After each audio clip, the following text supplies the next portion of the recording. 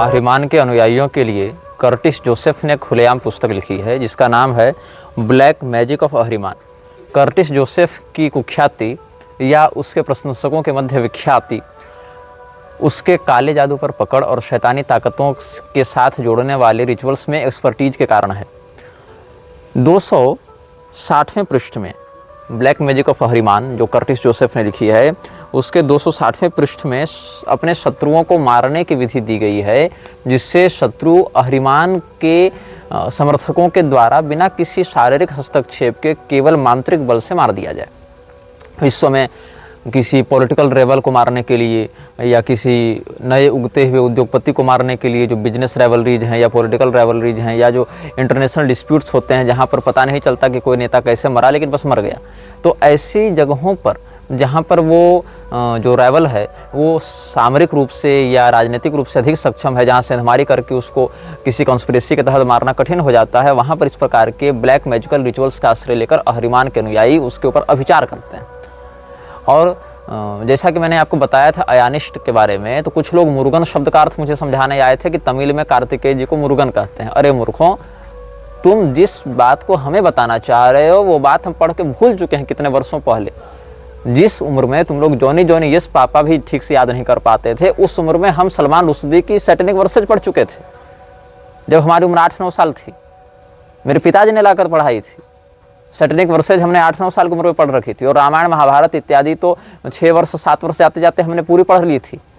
तो जो तुम्हारे दिमाग में बातें आ रही हैं उनको तुम व्यक्त करो, लेकिन उपदेश देने के उद्देश्य से व्यक्त मत करो। बता सकते हो ठीक है, लेकिन हम पुरुषोत्तम नागेशोक हो, हिंदू राइटर्स फोरम हो या यहाँ तक कि गांधी वध क्यों जैसे इंटेंस पुस्तक को, इंटेंसिटी है कितनी उसमें, जो गांधी के द्वारा किस प्रकार से हिंदुओं के साथ छल किया गया और किस प्रकार से भारत के विरुद्ध अनेक कार्य किए गए, जो आजकल मतलब अगर स्वच्छ दृष्टि से देखें तो सीधा सीधा देशद्रोह है।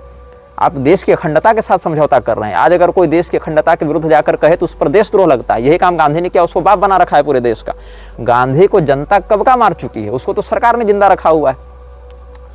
और वहीं पर आरएसएस और उसके जो प्रखर कार्यकर्ता हैं, आरएसएस में भी बड़े लेवल के कार्यकर्ता नहीं, जो छोटे लेवल के कार्यकर्ता हैं, अधिकारी नहीं, जो वर्कर लेवल पर हैं, स्वयंसेवक लेवल पर हैं, वो लोग गोडसे को जिंदाबाद करते रहते हैं। तो उस उम्र में करीब 7-8 वर्ष की उम्र में हमने नाथूराम गोडसे की पुस्तकें पढ़ी, हमने हंसराज रहबर की पुस्तकें, गांधी बेनकाब, नेहरू बेनकाब और पुरुषोत्तम नागेशोक की पुस्तकें, ये सब हमने पढ़ी थी। हालांकि उनमें बहुत सी बातें हमारे लिए अनुकूल हैं, बहुत सी बातों का हम समर्थन नहीं करते हैं, लेकिन हमारे साहित्य का या अध्ययन का या अलर्टनेस का जो स्तर है वो तुम्हारी अपेक्षा उस उम्र में भी सीनियर था और अभी भी है।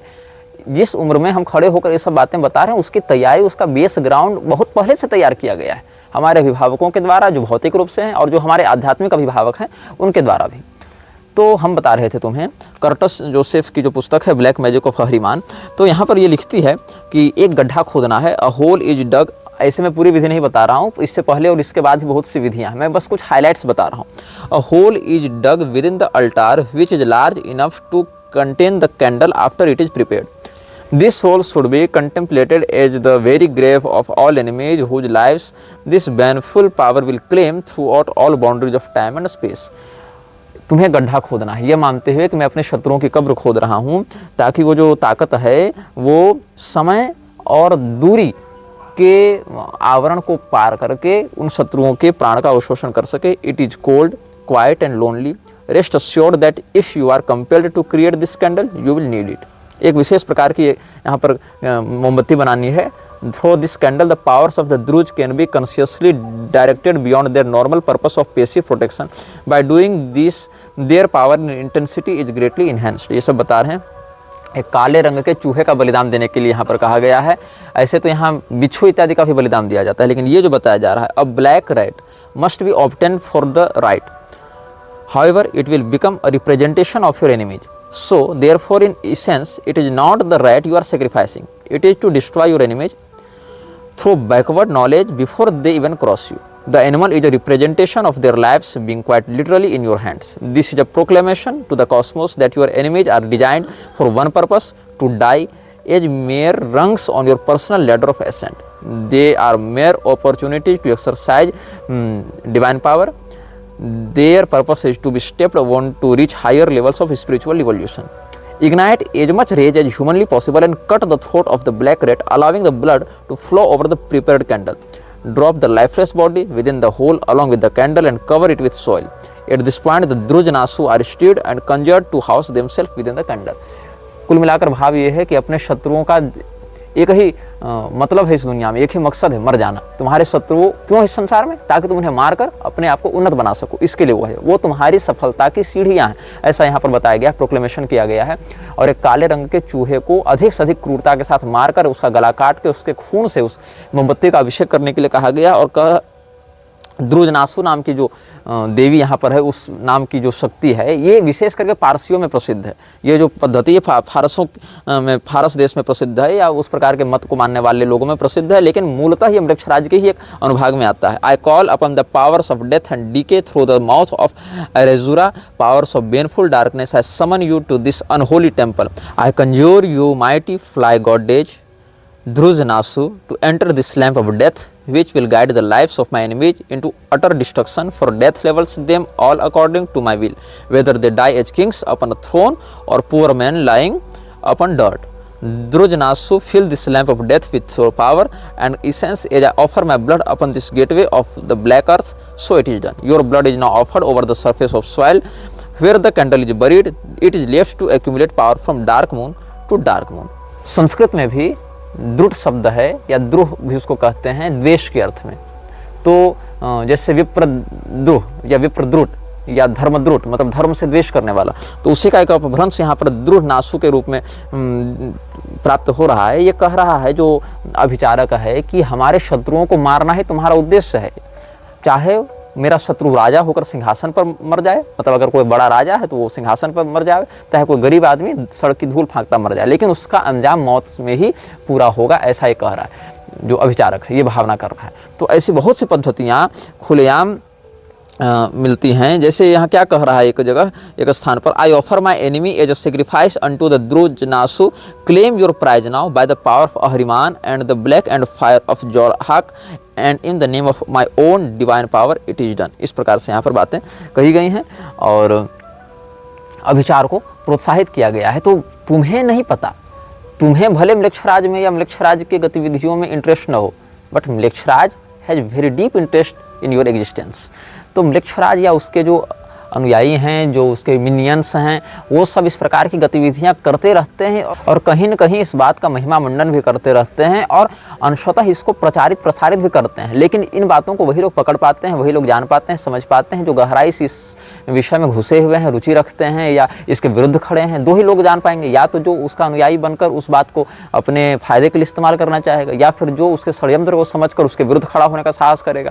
बीच वाला कोई भी व्यक्ति इन विषयों के प्रति न श्रद्धेय हो पाता है, न अभिज्ञ हो पाता है। वो एक ऐसे कुहासे में फंसा हुआ है जहाँ उसको सामने सफ़ेद धुंध तो दिख रही है, लेकिन उस सफ़ेद धुंध के पीछे क्या है, इसकी विजिबिलिटी उसके पास नहीं है। तो जो मुरुगन अय्यान है वो भगवान कार्तिकेय नहीं है। मुरुगन शब्द की साम्यता से अगर कोई उनको कार्तिकेय मान ले, तो क्या रामपाल शब्द की साम्यता से तुम राम जी मान लोगे रामपाल को, या अवधेशानंद शब्द से अवधेशानंद को भगवान श्री रामचंद्र जी मान लोगे? ऐसा नहीं होता है।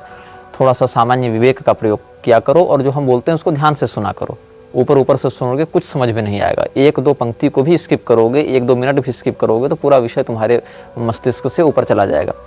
तो जो अय्यान के अनुयायी हैं, मुरुगन अय्यान के अनुयायी हैं, अयानिष्ट जो स्वयं को कहते हैं, वो पैशाचिक तत्वों को आभिचारिक विधि से जागृत करते हैं और 20 साल के लड़का लड़की के जोड़े को एक बार में ट्रेनिंग देते हैं। उसका जो एक गुरु होगा, जो ऑर्डर का जो मास्टर होगा, वो एक मास्टर एक बार में एक जोड़े को ट्रेनिंग देगा, वो भी 20 साल के लड़का और लड़की को।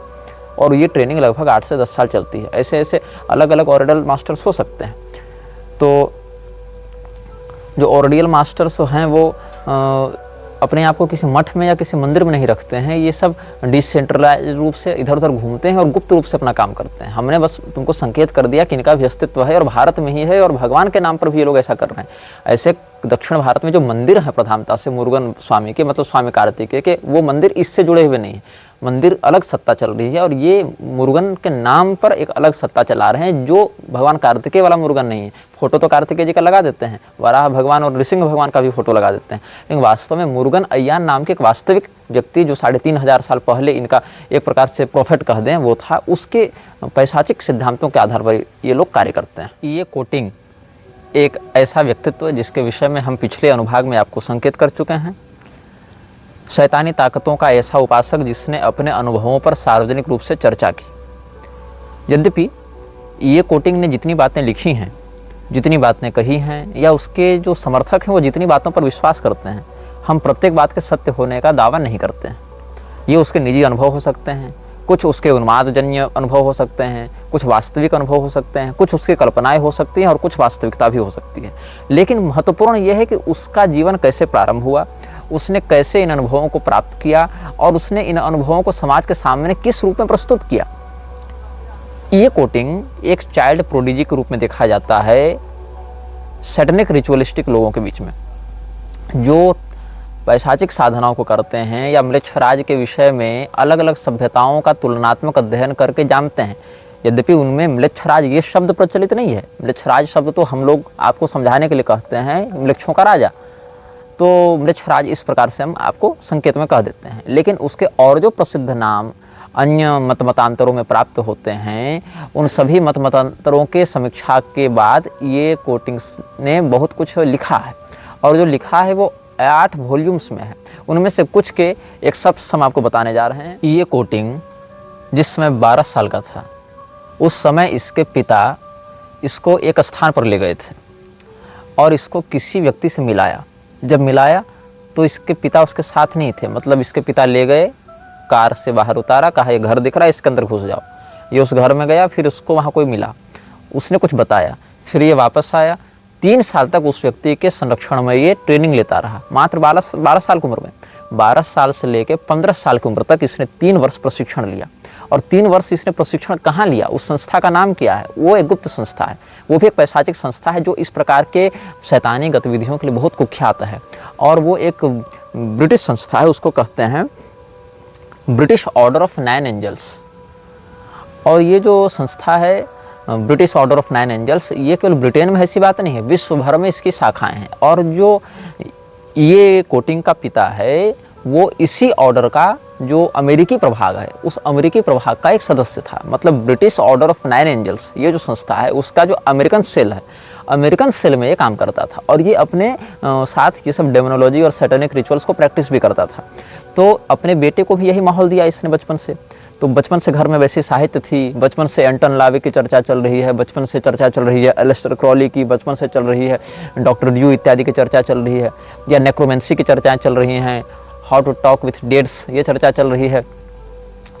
तो 12 साल की उम्र जाते जाते ये कोटिंग को बहुत अधिक अनुमान हो गया कि हमारी ये जो चलती फिरती दुनिया दिख रही है, इसके समानांतर एक और भी दुनिया है जो अंधेरे की दुनिया है, काली दुनिया है, और वहाँ पर बहुत कुछ ऐसा चलता है जो इस संसार की गतिविधियों को प्रत्यक्षतः प्रभावित करता है। मतलब एक और भी कोई पैरेलल सत्ता काम कर रही है, ऐसा उसको अनुभव होने लगा।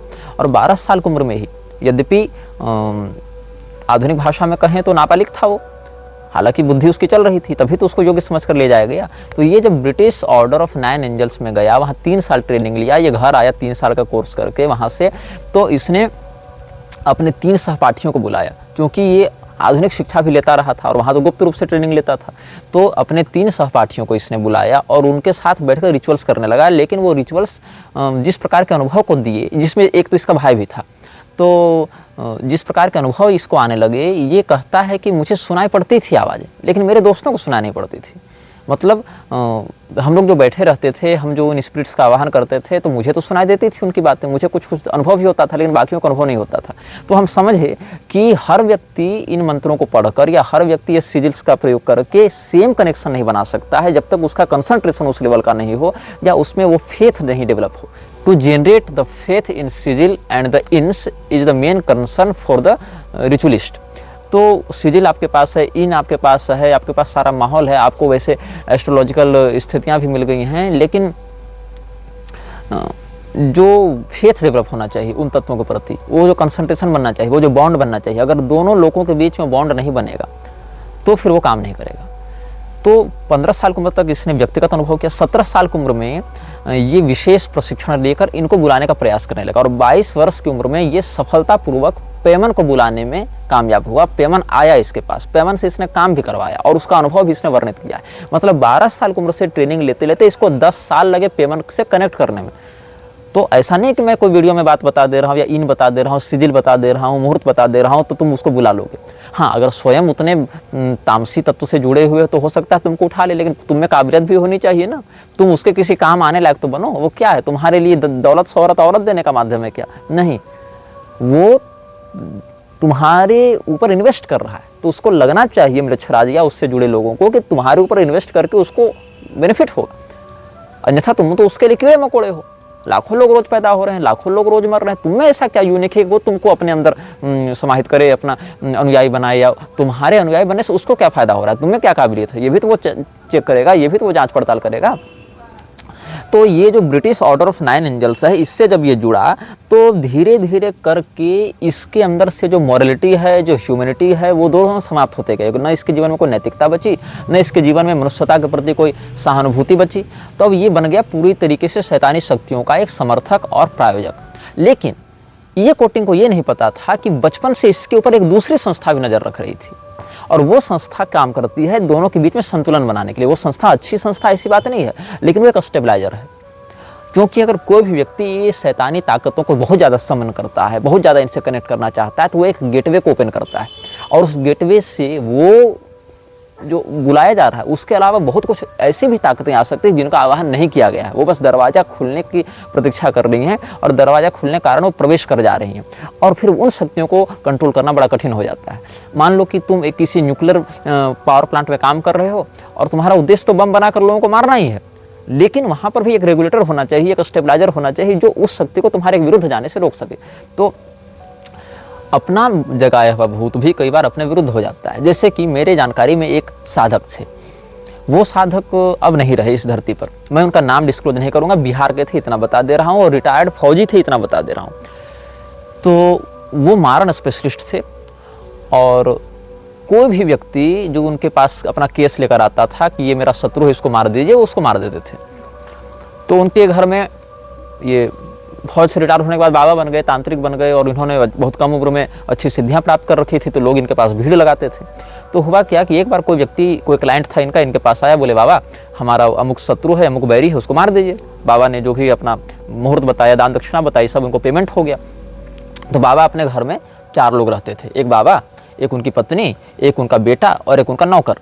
तो यही 4 लोग उनके घर में रहते थे, और अच्छी खासी खेती बाड़ी थी, और नाम से अधिक खौफ था उनका क्षेत्र में। और ये घटना के जो प्रत्यक्षदर्शी लोग हैं वो आज जीवित हैं और हमारे निजी परिचय में हैं। तो बाबा क्या हुए कि जब श्मशान जाकर अपनी क्रिया कर रहे थे, क्रिया करके लौटे तो देखे घर के बाहर भीड़ लगी हुई है, और घर के बाहर भीड़ लगी हुई थी। तो पूछे क्या हो गया, तो सारा जो समुदाय है, शोकाकुल है, रो रहे हैं, चिल्ला रहे हैं। जाकर देखते हैं तो आंगन में उनके बेटे की लाश पड़ी है। बेटा इकलौता था, बेटा मर चुका था।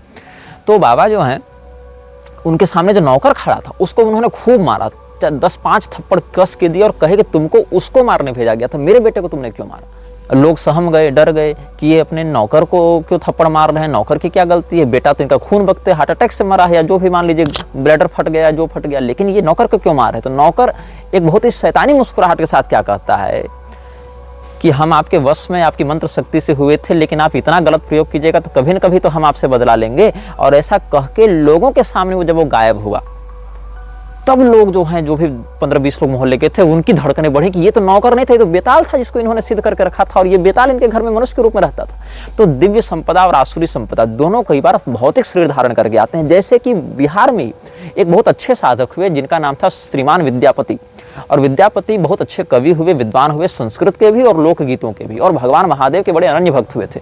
तो उनकी भक्ति से प्रसन्न होकर भगवान महादेव उनके यहाँ सेवक बनकर ही रहते थे, उगना नाम से। तो इनकी कथा बिहार में, मतलब जो भी अध्यात्म के क्षेत्र से जुड़े हैं, बच्चा बच्चा जानता है इनकी बात, तो मैं अधिक इनके ऊपर नहीं कहूँगा। आपको अगर अधिक जानना है तो विद्यापति जी के विषय में पढ़िए, जानिए, उनके भजनों का आनंद लीजिए, उनके जीवन से जो त्याग और भक्ति की जो बात है उसको ग्रहण करके सदाचारी बनिए। तो कहने का मतलब है कि कई बार संतों के जीवन में भी और पिशाच साधकों के भी जीवन में यह देखा जाता है कि वो जिसकी उपासना कर रहे हैं वो उसके सामने प्रत्यक्ष हो गया। जैसे नरसिंह मेहता के जीवन में भगवान कृष्ण प्रत्यक्ष रूप से आए थे, जैसे सूरदास जी के जीवन में, बिल्व मंगलाचार्य जी के जीवन में, तुलसीदास जी के जीवन में भी कई बार ऐसे घटनाएं हुई कि उनके इष्ट ने उनको अन्य परोक्षतः संकेत में दर्शन दिया, या सेठ बनकर आ गए, नौकर बनकर आ गए, ब्राह्मण बनकर आ गए। जैसे आप सत्यनारायण कथा देखेंगे, वहाँ सतानंद ब्राह्मण को भी एक वृद्ध ब्राह्मण का रूप धारण करके सत्यनारायण भगवान ने मार्गदर्शन दिया है। तो केवल देवताओं में नहीं, पिशाचों में भी ऐसा होता है कि कई बार तो आपकी सिद्ध की हुई शक्तियाँ प्रत्यक्ष रूप धारण करके भी आपके यहाँ आती हैं। ऐसे ही एक साधक मेरे परिचय में और हैं, वो झारखंड की हैं, वो भी ब्राह्मण हैं और अभी वो जीवित हैं, मेरे निजी परिचय में भी हैं।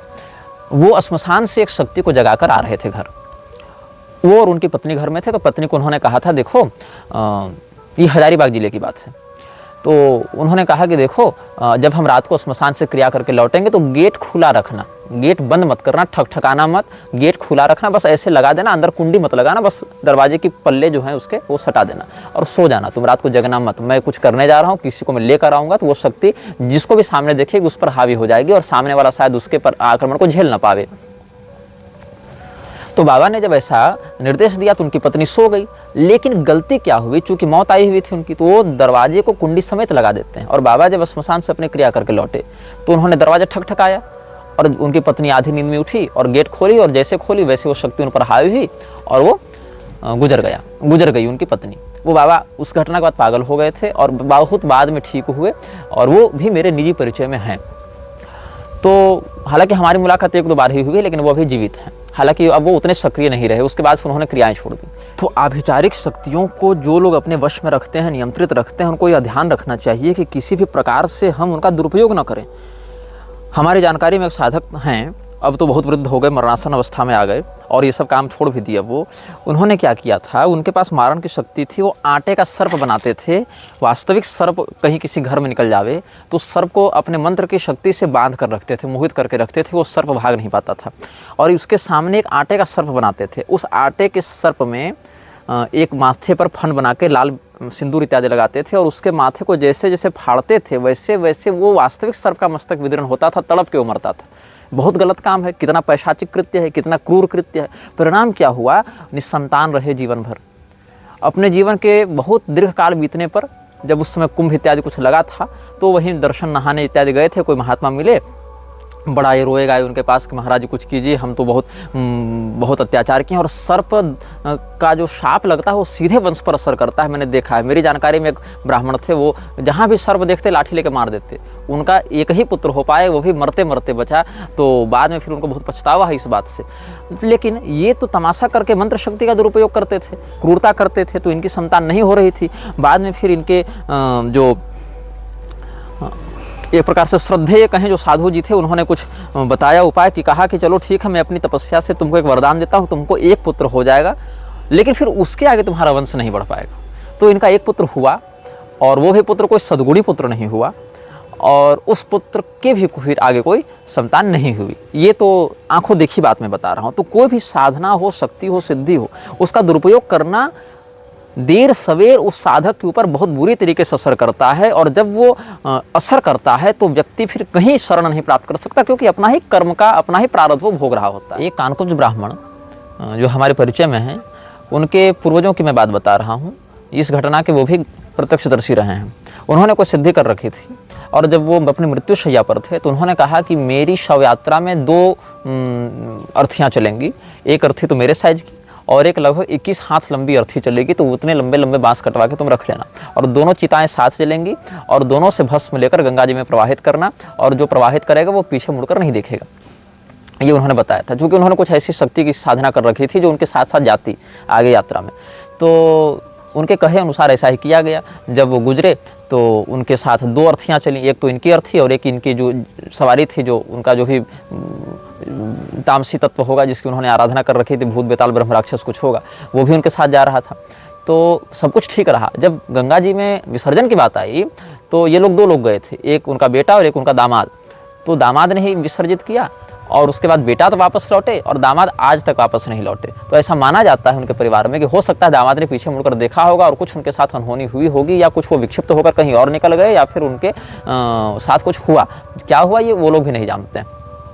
लेकिन ऐसी घटना लगभग एक पीढ़ी पहले, 2 पीढ़ी पहले ही हुई थी। तो कई बार ये सब शक्तियाँ जब आती हैं, चाहे वो छोटे स्तर पर हों दैवीय संपदा में, चाहे छोटे स्तर पर हों आसुरी संपदा में, ये जो लोगों के ऊपर भूत प्रेत आते हैं या माता आती हैं और काली माता, भैरव बाबा और ये सब पर्चा सिद्धि और ये जो हनुमान जी और ये सब आते हैं ना, महादेव जी, ये हनुमान जी के पास इतना समय नहीं है और इतना मतलब नहीं है कि कौन व्यक्ति का अवैध संबंध कहाँ है और कौन व्यक्ति के ऊपर नजर गोजर कर दिया गया और किसकी पत्नी कहाँ रमण कर रही है, ये बताने के लिए हो रहा है। और ना महादेव जी के पास इतनी फुर्सत है कि लोगों के अंदर से भूत बेताल झाड़ते फिर और बैलेंस मंत्र से सबको ठीक करते चले।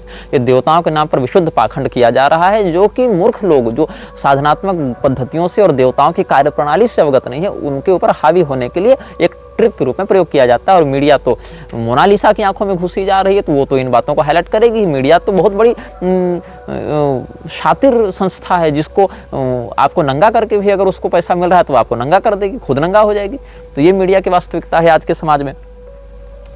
तो मैं बता रहा था आपको कि फिर ये आते हैं कि नहीं आते हैं लोगों के अंदर, तो 90% मामले उन्माद के होते हैं, 90% मामले वास्तविक नहीं होते हैं। अगर 100 व्यक्ति में भूत की संभावना है तो 90% लोग या तो नाटक कर रहे हैं या उन्माद कर रहे हैं। जैसे मेरे पास एक केस आया था, मैं आपको बता रहा हूँ क्या हुआ था उस केस में, और इस घटना से जुड़े लोग आज जीवित हैं और मेरे निजी परिचय में कानकुज ब्राह्मण है। क्या हुआ था कि आज से 1 साल पहले मेरे पास एक व्यक्ति का फ़ोन आया, उनका कोई दूर का रिश्तेदार बहुत बीमार था, प्रेत बाधा से ग्रस्त था। उसकी समस्या क्या थी कि वो उसकी गाड़ी अपने आप स्टार्ट होकर निकल जाती थी, और गाड़ी यहाँ लगाया, गाड़ी अपने आप स्टार्ट होकर और उसके बैठे हुए ही, मतलब वो ड्राइवर सीट पर बैठा है लेकिन गाड़ी का कंट्रोल किसी और के पास है, वो चली जाती थी उसकी गाड़ी करीब आधा किलोमीटर दूर, या फिर किसी विशेष स्थान पर जाकर रुकती थी और उसको कुछ परछाइयाँ दिखती थी, सरकटी परछाइयाँ दिखती थी। तो उन लोगों ने क्या किया,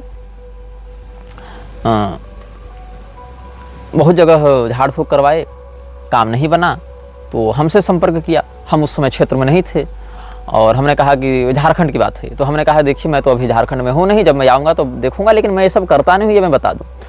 उन्होंने कहा चलो ठीक है, आप आएंगे तो बताइएगा लेकिन जल्दी आइए। तो मैं फिर 1-2 महीने के बाद झारखंड गया, तो मैंने उनको कहा कि देखो मैं आ गया हूँ, आप लोग आकर मिल लीजिए, क्या बात है। तो वो लोग आकर मिले भी। मैंने कहा कि देखिए मुझे तो इसके केस में उतनी गंभीर बात नहीं लग रही है जितनी होनी चाहिए, आप लोग हमें संदेह ही झूठ बोल रहा है। उन्होंने कहा नहीं झूठ नहीं बोल रहा है, हमारा बेटा बहुत सीधा साधा, रेलवे में नौकरी भी करता था, ठीक ठाक कमाता था और अपने गाड़ी इत्यादि भी नहीं खरीदा था सब। मैंने कहा अच्छा ठीक है, ऐसा करो कि पवित्रता पूर्वक सात्विकता पूर्वक आप आएँ, और जनेऊ इत्यादि तो पालन करते नहीं थे वो लोग, जैसा कि आजकल का फैशन है, व्रात्य भी हैं और अभक्ष्य भोजी भी हैं और मांस इत्यादि का भी व्यवहार करते थे शायद। तो हमने कहा ये सब पहले बंद करो, पहले शुद्ध होकर आओ, तब हम किसी प्रयोग में प्रवृत्त होंगे। तब तक हमने उनको कहा कि तब तक आप ट्रेनिंग रखिए इस प्रकार के सदाचार की, बाद में हम देखेंगे। फिर हम भी बाद में चले गए। उसके बाद उन्होंने बिहार के किसी तांत्रिक से संपर्क किया। बिहार के तांत्रिक ने उनको बुलाया और कहा कि उस गाड़ी में आप 4 रसगुल्ला रख दीजिए सफ़ेद वाले और गेट बंद कर दीजिए और हम यहाँ से अपनी क्रिया करेंगे। उन्होंने किया भी। उस कार के अंदर सीट पर 4 रसगुल्ले रख दिए और गेट बंद कर दिया, या जो भी संख्या थी रसगुल्लों की, 4 या 2 या मान लीजिए, लेकिन 1 से अधिक ही थे। तो वहाँ से वो अपना क्रिया प्रतिक्रिया में लग गए और जब कहा कि अब दरवाज़ा खोलिए कार के अंदर कोई था नहीं। जब कार का दरवाज़ा खोला गया तो डिब्बे में से 2 मिठाई खाई हुई थी और 2 बाकी मिठाई मसली हुई थी, मतलब जैसे किसी ने उसको टच किया हो और खाया हो, इस टाइप से था। ये लोग डर गए और बोले कि अब क्या करें। तो उन्होंने कहा ठीक है, हम यहाँ से अपनी जो झाड़ फूँक है विद्या कर देते हैं, आपका बच्चा ठीक हो जाएगा। कोई किसी की हत्या हो गई थी, उसी का प्रेत इसके पीछे लग गया है। तो फिर वो ठीक हो गया बच्चा। फिर बच्चे ने दावा किया कि 1-2 महीने के बाद कि नहीं, फिर से मुझे दिख रहा है, फिर से मेरी गाड़ी ख़राब हो जा रही है, फिर से गाड़ी ऑटोमेटिक स्टार्ट हो जा रही है, ये हो रहा है। और फिर लोगों ने मुझसे संपर्क किया। तो मैं उस समय था झारखंड में। मैंने कहा अच्छा चलो आ जाओ, एक बार हम भी देख लेते हैं। तो हमने उसको भगवती वन दुर्गा का एक पाठ सुना दिया और पवित्र अभिमंत्रित जल से तीर्थोदक से उसको हमने अभिषिक्त भी कर दिया, थोड़ा सा मस्तक पर डाल दिया। फिर कहा जाओ पवित्रता पूर्वक रहना, शुद्धता पूर्वक रहना, भक्षण इत्यादि मत करना। फिर 1-2 महीने शांत रहा। फिर 1-2 महीने के बाद कहता है कि फिर मुझे दिखाई पड़ रही है, फिर मुझे ऐसा हो रहा है। मुझे संदेह हुआ उस पर। वो तो क्या है, तो कहा इस बार मैं गाड़ी से जा रहा था तो मेरे सामने वो प्रकट हो गया, मैंने उसका फोटो खींच के रखा है। मैंने कहा अच्छा चलो फोटो भेजवाओ। फोटो भेजवाई गई तो इंटरनेट से किसी जगह का वो AI या किसी प्रकार का एडिटिंग किया हुआ इमेज था। मैंने कहा ये फोटो तो 4 साल से वायरल चल रहा है, तुमको यही सेम कैसे दिख गया, सेम लोकेशन में तुम कर क्या रहे थे, दिन में मुझे उस लोकेशन में ले जाकर दिखाओ। जैसे जो पेड़ है, जो गांव है, जो गली है, जो खेत है, उस जगह पर तो हमको ले जाकर दिन में दिखा कि इसी जगह पर दिखा था, यही हम फोटो खींचे थे, देखो। तो उसका झूठ पकड़ा गया। हुआ क्या था कि वास्तव में पहले कुछ प्रेत बाधा रही थी उसके साथ, लेकिन वो जो बिहार वाले तांत्रिक थे वो ठीक कर चुके थे। लेकिन उसको लगा कि हमको सिंपैथी मिल रही थी परिवार से, हमको तो परिवार में कोई कुछ कहता नहीं था, मस्त अपनी जिंदगी कट रही थी प्रेताविष्ट के नाम से। तो जब तक प्रेत का प्रकोप था तब तक तो लोग बड़ा वीआईपी ट्रीटमेंट दे रहे थे, मेरा बेटा, मेरा सोना, इसको कुछ हो न जावे, सारे लोग उसका काम कर रहे हैं, सारे लोग कर रहे हैं। अब प्रेत छूट गया तो फिर से इसको काम पर जाना है, फिर से नौकरी पर जाना है, फिर से इसको मेहनत करनी है, फिर से सब कुछ करना है। तो इसको लगा कि इससे बढ़िया तो प्रेत ही हमको पकड़ा हुआ था, तो फिर वही नाटक शुरू कर दिया। तो कई बार ऐसा होता है कि ज़्यादा शातिर दिमाग वाले लोग इस विषय में झूठ भी बोलते हैं, उन्माद भी होता है, बहुत लोगों का पागलपन भी होता है, मानसिक रोग भी होता है। लेकिन 10% बातें बिल्कुल यथार्थ होती हैं, सच होती हैं, उनमें कोई संदेह नहीं किया जा सकता। क्रॉस वेरीफाई कर सकते हैं उन बातों को, और उन बातों को मतलब पकड़ना बहुत सूक्ष्म प्रज्ञा और अंतर्दृष्टि का विषय होता है। तो मेरी जानकारी में छत्तीसगढ़ के एक ब्राह्मण हनुमान जी का आवाहन नख पर करते हैं और नाखून पर करते हैं, और उनसे उनका दर्शन करके पूछते हैं तो आते कौन है, क्या साक्षात वही पवन तनय हनुमान जी आते हैं? नहीं, हनुमान जी के विभाग में बहुत से छोटे छोटे पार्षद होते हैं। प्रत्येक देवता के विभाग में हजारों हजार छोटी शक्तियां होती हैं, उनमें से कोई एक शक्ति मंत्र के बल से भेज देते हैं कि देख लो इनका काम कर लिया करना। लेकिन वो शक्ति जो भी होती है उसका यूनिफॉर्म वैसा ही होता है, जिस डिपार्टमेंट में काम करोगे वैसा ही होगा। अब चाहे हवलदार हो चाहे डीजीपी हो, लेकिन वर्दी तो खाकी ही पहनेगा।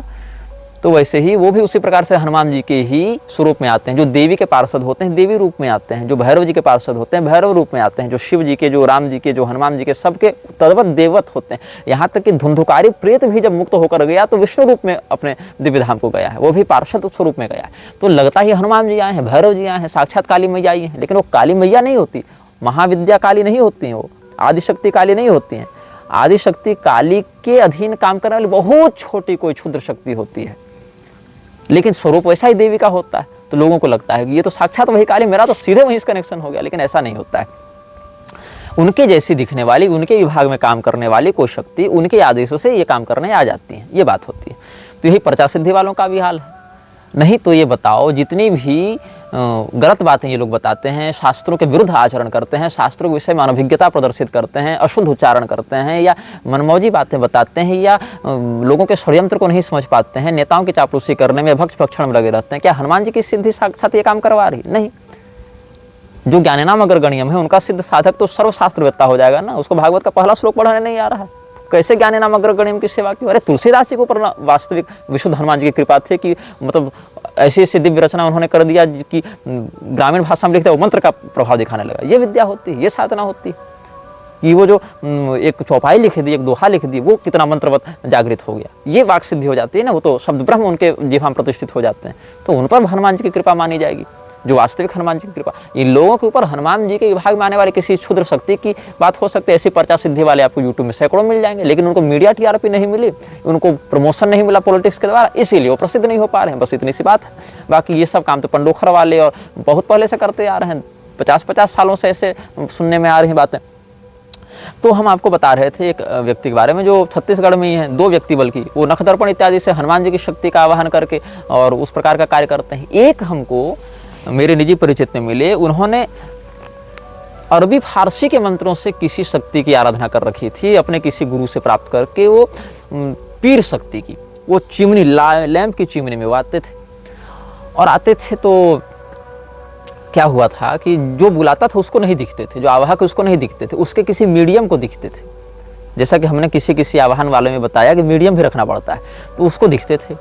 और इनके छोटे बेटे को दिखते थे, इनको खुद नहीं दिखते थे। तो 8-10 साल की उम्र के बच्चे को दिखते थे, और एक दो कभी कभी बड़े लोगों को भी दिख जाते थे, जिनकी बातनी नज़र खुली होती है या इस प्रकार की जो छाया वाले होते हैं उनको दिख जाती। तो सबसे पहला इन्होंने प्रयोग क्या किया था, इनकी बहन के दामाद घर से भाग गए थे, घर वाले बड़े परेशान थे, इनको पता ही नहीं था क्या था। तो इन्होंने सोचा आज उस मंत्र को टेस्ट करते। उन्होंने उसको बुलाया, वो चिमनी में आया, जो इनका इष्ट था, जो पीर था वो आया। और वो पीर जो है वो इनको नहीं दिखता था, लेकिन किसी पड़ोसी को दिखने लगा। 10-5 लोग बैठे थे, बोले हाँ हाँ दिख रहा है। बोले क्या ऐसा स्वरूप है? बोले बिल्कुल ऐसा स्वरूप है। तो कहा कि भाई पूछो उनसे कि जो राग भोग देना था, भोग इत्यादि दे के उसका स्वागत करके फिर कहा कि पूछो इनसे कि वो हमारे बहन के दामाद कहाँ भाग गए हैं। तो पूछा गया तो बताया कि विंध्याचल चले जाओ, वहाँ अमुक मोहल्ले में अमुक होटल के अमुक कमरा में वो ठहरा हुआ है। बस तुरंत ये उनका विसर्जन करके सीधे निकले विंध्याचल, और उसी मोहल्ले के उसी कमरे में, उसी होटल के कमरे में उसको पकड़े अपने बहन के दामाद को, कहा कि यहाँ कैसे, बोले आपको इन्फॉर्मेशन कैसे मिली, तो बोले यहाँ से मिली। उसके बाद से उनको पता नहीं था कि मेरी शक्ति एक्टिवेट हो गई, उन्होंने बस कोई विकल्प नहीं दिख रहा था कैसे पता करें, तो टेस्ट कर दिया और टेस्ट कामयाब रहा उनका। मंत्र तो पहले सिद्ध किया हुआ था, कभी टेस्ट किए नहीं थे। अब लगने लगा दरबार, आने लगी भीड़, और बगल के गाँव में हो गई थी एक हत्या। जिनकी हत्या हुई थी वो मेरे पिताजी के अच्छे मित्र थे। तो उनके कुछ इष्ट मित्र आए इनके पास, कहा कि भाई बताओ कि हत्यारा कौन है। अब इन्होंने सोचा कि अगर हत्यारे का पता बता देते हैं तो हत्यारा भी तो बगल के गांव का है, वो भी तो मेरे ऊपर आक्रमण करेगा, क्योंकि ये लोग फिर जाकर हत्यारे को पकड़ेंगे, और अगर नहीं बताते हैं तो फिर ये लोग कहेंगे कि दुनिया को बताते हो, हमारी मदद नहीं करते हो। तो इन्होंने कहा कि भाई हमारी जो शक्ति है वो हमारे पास अब नहीं आती, क्योंकि मध्यम मार्ग निकालना है, और ये कारण था कि इनकी शक्ति धीरे धीरे क्षीण भी हो गई। तो बहुत बाद में किसी समय मुझे भी कुछ आवश्यकता पड़ी, तो हमने कहा कि आप जरा बताइए इसमें क्या होना चाहिए। तो उन्होंने कहा वो शक्ति हम नहीं बुलाते। क्यों? क्योंकि बीच में एक बार बुलाए थे तो इनके छोटे बेटे को शक्ति दिख रही थी, वो इनका जो पुत्र है वो जब विसर्जित की शक्ति तो शक्ति जा नहीं रही थी, इनके बेटे को लगातार देख रही थी, और इनका बेटा डर गया, 5-7 दिन बीमार जैसा रहा, बहुत ज़्यादा ये डर गया, क्योंकि वो शक्ति भेजने पर भी नहीं जा रही थी, इनके बेटे को ही देख रही थी, इनका बेटा उसको देख रहा था, तो फिर वो शक्ति बुलाना छोड़ दी। तो ऐसी कई शक्तियाँ हैं जो पीरवाणी तंत्र में है, मुसलमानों के साथ कनेक्ट करती हैं, लेकिन वो हिंदुओं के बुलाने पर भी आ जाती हैं। जैसे मनुष्य जाति में जन्म लेने मात्र से कोई व्यक्ति ब्रह्मवेत्ता नहीं हो जाता, वैसे मर जाने मात्र से कोई प्रेत पिशाच की योनि में चला जावे तो वो भी ब्रह्मवेत्ता नहीं हो जाता है। जैसे मनुष्य होने पर भी देवी देवता के बारे में आप कितना जान रहे हैं, वैसे ही पिशाच भी देवी देवता के बारे में या लोक परलोक के बारे में बहुत अधिक नहीं जानते, और मनुष्य में भी बहुत से लोग भगवान के विषय में बहुत कुछ जानते हैं, वैसे पिशाचों में भी बहुत शक्तियाँ बहुत कुछ जानती हैं।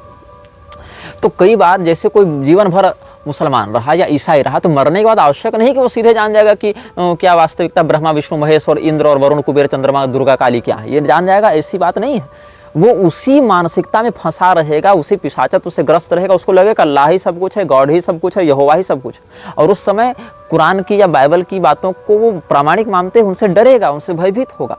ऐसा भी होता है। जैसे मैं आपको एक छोटा सा उदाहरण और देता हूँ, ये भी मेरे निजी जीवन से परीक्षित बात है, बिहार की बात है। मैं उस व्यक्ति का नाम यहाँ डिस्क्लोज नहीं करूँगा, वो व्यक्ति मुझे जानते हैं लेकिन मैं उनको पहचानता नहीं हूँ, क्योंकि यूट्यूब में वीडियो मेरे आते हैं और कई बार मेरे प्रवचनों को उन्होंने सुना है, तो वो मुझे जानते हैं, लेकिन मैंने उनकी केवल चर्चा सुनी है। तो हुआ क्या था, एक हिंदू ने किसी दूसरे हिंदू से घर खरीदा था, ये बिहार की बात है, गया औरंगाबाद के पास की बात हुई कहीं की।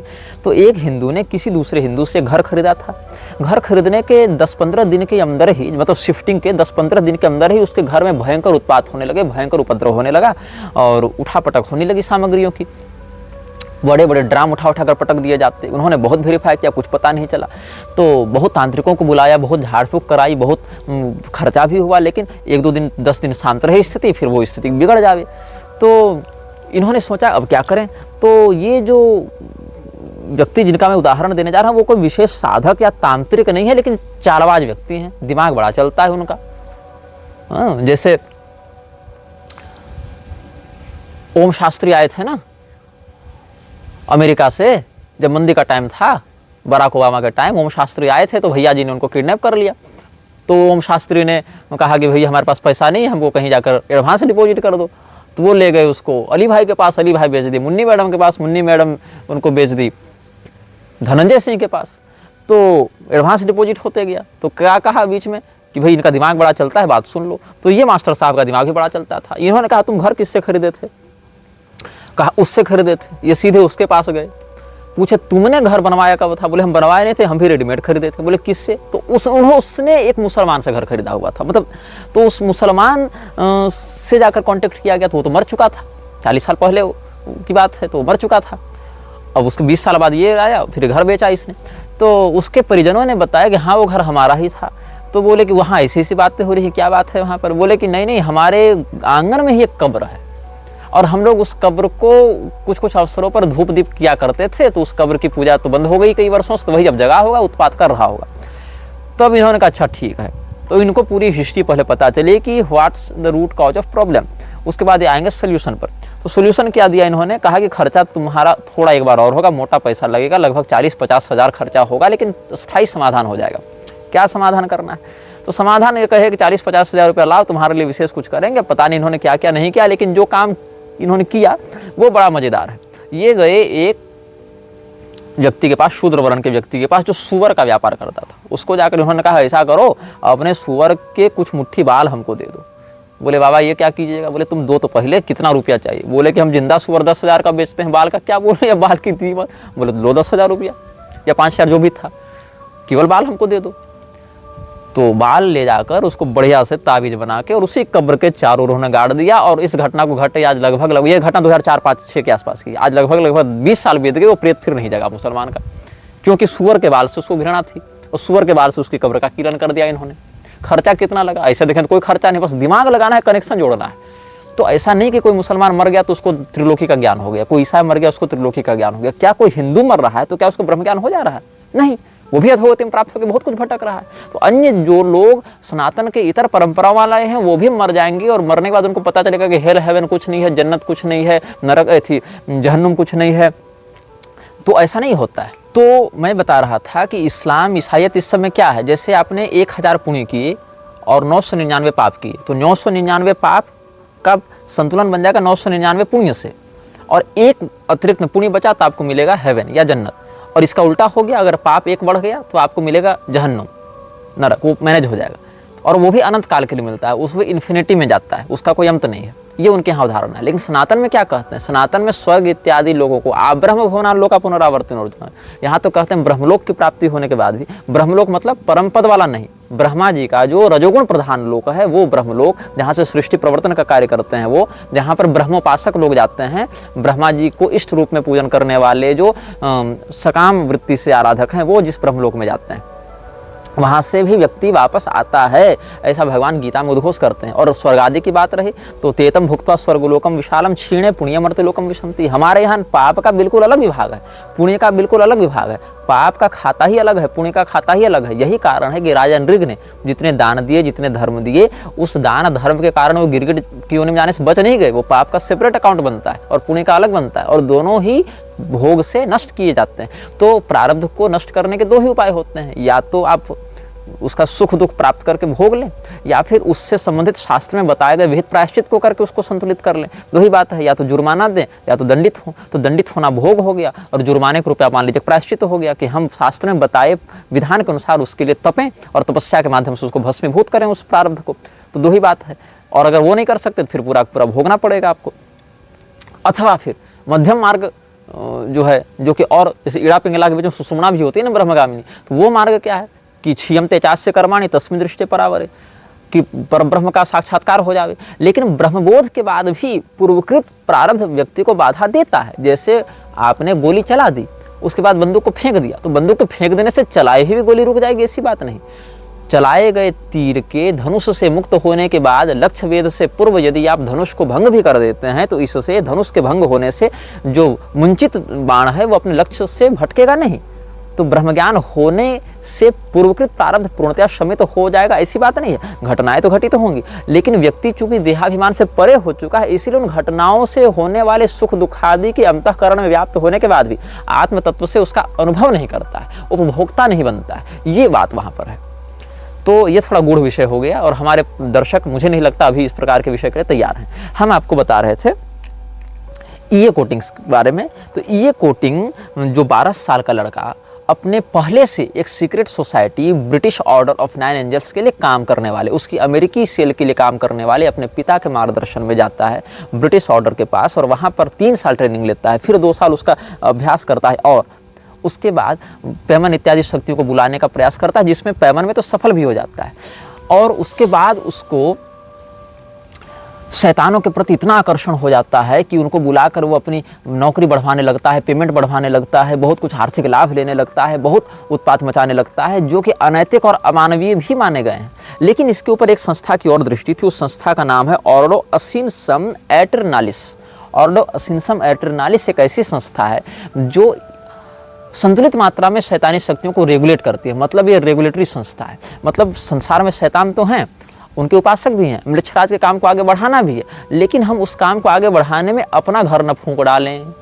ये कहने का मतलब है ऐसा रावण न बन जाए कि हनुमान जी की पूंछ जलाने के चक्कर में पूरी लंका जला दी, लेकिन हनुमान जी के पूंछ का बाल न जला। तो ऐसा नहीं बनना। तो ये रेगुलेशन लाती है। ये क्या है?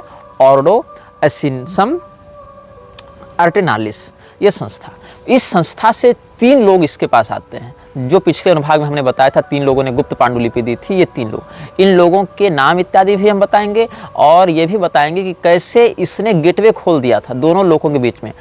द स्पिरिचुअल वर्ल्ड मतलब आध्यात्मिक वाला स्पिरिचुअल नहीं, जहाँ स्पिरिट्स बिलोंग करते हैं, मतलब वो जो एक पैरानॉर्मल डायमेंशन है, उस डायमेंशन में जहाँ पर ऐसी शक्तियाँ वास करती हैं जो न तो देव कोटि में आती हैं न मनुष्य कोटि में आती हैं, उनके बीच में फंसा हुआ जो डायमेंशनल वर्ल्ड है, वहाँ जो एग्जिस्ट करती हैं ऐसी शक्तियाँ जो आतुर हैं यहाँ पर आकर किसी शरीर के अंदर प्रविष्ट होकर अपनी वासनाओं को, अपनी कुंठित इच्छाओं को पूर्ण करके अपनी शक्तियों को एक्सरसाइज करने के लिए, उन शक्तियों को खोलने के लिए इसने गेटवे खोल दिया था। गेटवे इत्यादि में भी जो बीज इत्यादि हैं वो सब गेटवे, उसका जो सिजिल है, उसका जो आकर्षण बल है, वो सब बताएंगे। और भारतीय हिंदू संस्कृति के परिप्रेक्ष्य में उसका क्या स्थान है ये भी आपको हम बताएंगे समय अनुसार। धैर्य धारण करके सुनते जाएंगे आप। ये विषय बहुत लंबा चलने वाला है, ये श्रृंखला सैकड़ों एपिसोड में बनने वाली है।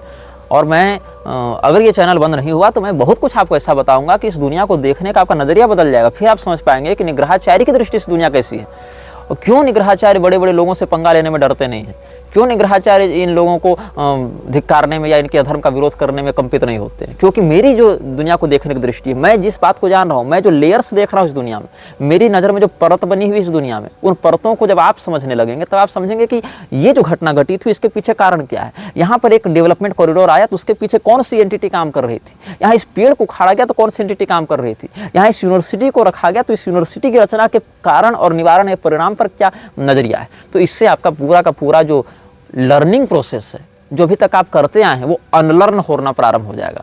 पहले तो आप जो लर्न कर चुके हैं उसको अनलर्न करना सीखें, तभी आप नई बातों को जान पाएंगे और दुनिया को देखने का जो नज़रिया हमारा है उससे आप कनेक्ट कर पाएंगे, समझ पाएंगे कि आखिर मैं चाहता क्या हूँ और मैं इतना कुछ कर क्यों रहा हूँ। तो ये जो संस्था थी ऑर्डो असेंशम एटर्नालिस, इससे जुड़े हुए लोगों ने इसको संपर्क किया, इसको कहा कि देखो तुम जो कर रहे हो वो असुरक्षित है, अनरेगुलेटेड है, इससे तुम बहुत बड़े विनाश चक्र को जन्म देने जा रहे हो जिसका अंदाजा तुमको भी नहीं है। तो हम तुमको पद्धति बताएंगे, हम तुमको रेगुलेट करेंगे, तुमको इन शक्तियों को संतुलित करना सिखाएंगे जिससे तुम काम कर सको। जैसे शुक्राचार्य जी राक्षसों के गुरु हैं लेकिन स्वयं राक्षस कभी नहीं बने, राक्षसी वृत्ति से प्रभावित नहीं हुए। और शुक्राचार्य जी कभी भी वर्णाश्रम विरुद्ध जाकर, वेद विरुद्ध जाकर राक्षसों को उकसाते नहीं। क्यों? उन्होंने संतुलित रखा है अपने आप को। तो कैसे इन शक्तियों के साथ डील करते हुए पर भी पद्मपत्र एवं भसा वाले भाव में तुम रख सकते हो, ये बात ये कोटिंग्स को इस संस्था के रेगुलेटर्स ने बताई। और उसको चाइल्ड प्रोडिजी के रूप में देखते थे, बचपन से इस पर ये नजर रखे हुए थे कि ब्रिटिश ऑर्डर ऑफ 9 एंजल्स में जुड़ा हुआ ये व्यक्ति इतनी काबिलियत रखता है कि ये गेटवे को खोल सके, तो इसको अपने नियंत्रण में रखना है। और सौभाग्य से ये कोटिंग को समय रहते इन लोगों ने बचाया और उसकी शक्तियों के असुरक्षित विस्तार को रोका और उस ये कोटिंग के जो ताकतें थीं उनको संतुलित करने में लगाया। और ये कोटिंग ने हिंदू धर्म और भारतीय संस्कृति का भी बड़ा गहरा अध्ययन किया। और मैं पूरे दावे तो नहीं करता उसकी बातें कितनी सच हैं, लेकिन काफ़ी मामलों में ये कोटिंग एक ऐसा व्यक्तित्व मेरी दृष्टि में अभी है, प्राप्त जानकारी के अनुसार, जो शैतानी ताकतों के साथ डील करता हुआ पर भी मृक्षराज की संस्था में सक्रियता से जुड़ा होने के बाद भी कहीं न कहीं एक रेगुलेटर का काम कर रहा है, जो कि उन शैतानों को अमर्यादित रूप से पूर्णतया हावी होने से रोकता है। क्योंकि समय से पहले कुछ भी हो जाने से दिक्कत है। जैसे आप घर बना रहे हैं और घर बनाने में आपको पानी भी पटाना है, आपको कहीं गर्मी का भी प्रयोग करना पड़ेगा, कहीं वायरिंग भी करनी पड़ेगी। लेकिन जब आप तार से वायरिंग कर रहे होते हैं और प्लास्टर में पानी पटा रहे होते हैं, दोनों एक साथ नहीं होने चाहिए। वहाँ रेगुलेशन होना चाहिए कि आखिर जो तार गया है जिसमें विद्युत दौड़ रहा है और जो हम पानी का यहाँ बौछार, पानी की बौछार मार रहे हैं, दोनों में कनेक्शन न हो, नहीं तो बहुत ज़्यादा उपद्रव हो जाएगा। तो सिस्टमेटिक तरीके से काम करते हैं। तो मृक्षराज के काम को ये आगे तो बढ़ाते हैं, लेकिन अभी उसकी गतिविधियों को रेगुलेट करके उसके पूर्णतया विध्वंसक प्रभाव को नियंत्रित करते हैं ताकि ये शक्तियाँ अनियंत्रित ना हो जाएं। जैसे अश्वत्थामा ने ब्रह्मास्त्र चला दिया, उस ब्रह्मास्त्र का परिणाम क्या हुआ? अश्वत्थामा के भी पक्ष में नहीं आ पाए। तो वहाँ एक रेगुलेशन की आवश्यकता पड़ती है कि हम ऐसे भी विनाशकारी शक्तियों को उन्मुक्त न कर दें कि भविष्य में हम ही इनको कंट्रोल न कर पाएं। तो इससे हमें क्या लाभ लेना है? जब तक मृक्षराज की ये पैशाचिक शक्तियाँ रेगुलेशन के अंदर हैं, क्योंकि उसको रेगुलेटेड करना मृक्षराज की भी मजबूरी है, मृक्षराज की मजबूरी है। नहीं तो मृक्षराज खुद ही उन शक्तियों को नियंत्रित नहीं कर पाएगा, वो शक्तियाँ उन पर हावी होने लगेंगी तो उसकी शक्तियों के माध्यम से वही काल कवलित होने लगेगा। इसीलिए बम बनाने वाले व्यक्ति का हाथ भी बम बनाते फूट सकता है ना, अगर रेगुलेटेड ना हो प्रोसेस तो। इसीलिए हमें क्या करना है, जब तक ये शक्तियाँ रेगुलेटेड हैं या कोई रेगुलेटरी बॉडी काम कर रही है, तो काम क्यों कर रही है? ताकि वो सिस्टमेटिक रूप से हमें तबाह कर सके, लेकिन वो प्रोसेस अभी थोड़ा सा स्लो है अपेक्षाकृत। तभी तक हम खुद को तैयार करके उनके खिलाफ एक मजबूत मोर्चेबंदी खड़ी कर सकें, अगर सामाजिक रूप से न सही तो कम से कम व्यक्तिगत रूप से। इसीलिए श्रृंखला को हम समय रहते बना रहे हैं, आप तक पहुंचा रहे हैं। आप लोग देखें, समझें और अधिकाधिक चिंतन पूर्वक वो तत्व को समझने का प्रयास करें जहां तक हम आपके मस्तिष्क को जगाने का प्रयास कर रहे हैं। इसके बाद के अनुभागों में हम आपको ये कोटिंग्स से जुड़े हुए अनुभव बताएंगे कि उसको क्या फील होता था, कैसे उसने ये रिचुअल्स किए और उसने कैसे वर्ल्ड ऑफ फ्लेम के बारे में, किंगडम ऑफ फ्लेम के बारे में जाना। किंगडम ऑफ फ्लेम का अर्थ है तो ज्वाला का साम्राज्य है, उसके विषय में उसने कैसे जाना, उसके कितने लेयर्स हैं, उन लेयर्स के कितने अधिकारी वहां काम करते हैं, उन सब के विषय में हम आपको अगले अनुभागों में बताएंगे। और ये ही बताएंगे इस पृथ्वी में धर्म की धुरी को धारण करने वाले जो गाय हैं, वेद हैं, ब्राह्मण हैं, पतिव्रता स्त्रियां हैं, इनको सिस्टमेटिक रूप से, क्रमिक रूप से नष्ट करने में मृक्षराज कैसे सक्रियता से लगा हुआ है, कैसे हमारी वैदिक मर्यादा, हमारी गौ सेवा, हमारी स्त्रियों में पातिव्रत्य, हमारे ब्राह्मणों की मर्यादा को नष्ट करके पूरे धर्म को जड़ से खोखला करने का वह प्रयास कर रहा है। यह वीडियो जल्द ही हटा दिया जा सकता है। कृपया थर्ड पार्टी ऐप्स का उपयोग करके डाउनलोड करें। आप इस वीडियो को अपने चैनल पर फिर से अपलोड भी कर सकते हैं।